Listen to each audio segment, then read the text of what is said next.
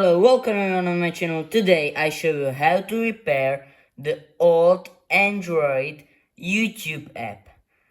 The app should work on Android Gingerbread and Android Honeycomb, Android 2 and 3. Yes. So let's get started. The app works like this. Yes.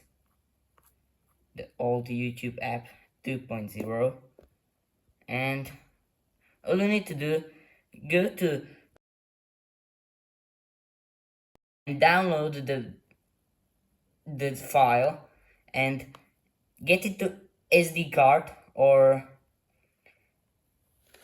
to the device, phone or tablet with Android 2 or 3, and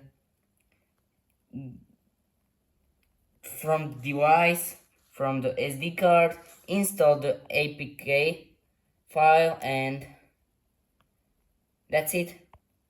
The file will work, the YouTube will work. So